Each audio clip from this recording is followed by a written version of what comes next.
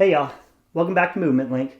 So I just want to talk about hand placement in the push-up. This is a very common question we get, and what we typically see is people coming in from more bodybuilding traditional backgrounds tend to like a much wider hand position. Gymnasts tend to like a much narrower hand position, and just like so many things we talk about on this channel, people get so polarized and they forget that there's probably a time and a place for different hand positions. There's probably one that you should be using more than the others that fits your goals, but just because something works well for this person doesn't necessarily mean it's going to work well for you. And then also, just because this way might be good for these 10 reasons, that doesn't mean this way doesn't have its own reasons that are good. And we always need to weigh the pros and cons, and usually where we fall is we should probably be doing all of it sometime. Let's talk about it. So in the push-up in general, remember it's all about posture, and it's about getting that shoulder in its place and creating that external torque into the ground. So as far as technique goes, it doesn't matter where your hands go. If they go wide, I'm going to get those shoulders back in their sockets, and I'm going to twist in. Okay? If I go narrow, shoulders back, and I'm twisting in.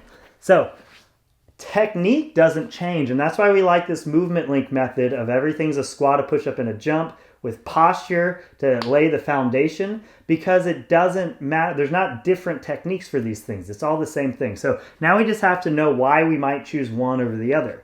As we go narrower, okay, it's going to bias the tricep a little bit more. As we go wider, it's going to bias the chest a little bit more. So especially as we're looking at using the push-up as accessory work to hit different muscles or to develop different areas, then that can kind of help make our choices. In general, if we get our hands almost right under our shoulders, that is going to translate into using the tricep, using the chest also, but it's going to bias the tricep a little bit more. And that tricep is really what we need to make sure we're developing for overhead movements. And if we rely way too much on this super wide position, then we lose out on the strength carryover. So typically, not extremely narrow, but typically a narrower push-up is going to be good training to develop more other exercises and have more kind of transferability. But again, if we go wider, we can tie in the chest. So there's that aesthetic look that a lot of people are going for. And there's nothing wrong with balancing aesthetics with performance, but we need to keep all of these things in mind. So what I would recommend doing is doing most of your workouts in kind of a narrowish range,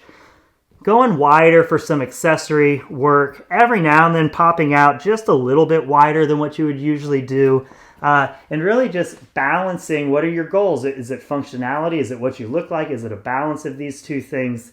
And then just make sure wherever you're putting those hands, we're keeping that technique being the same across it. So the other thing is we can also use this different hand placement using different muscles to our advantage. If now we're competing and we have a really, really long workout or a workout that has a ton of push-ups, we can change what muscles we're using and keep it technically a push-up to keep our muscles from burning out. So something like a workout like Murph, for example, run, you got pull-ups, push-ups, and air squats, a whole bunch of them, wearing a weight vest.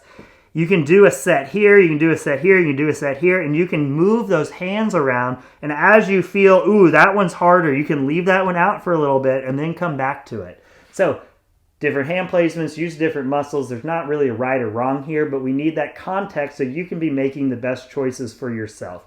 I recommend don't just stick with one style of push-up for the rest of your life. We need that variety in there, okay? But that you should try and figure out what that one style is that has the most transferability to your goals, and that one should be the one you do most of the time. But we still need to go explore.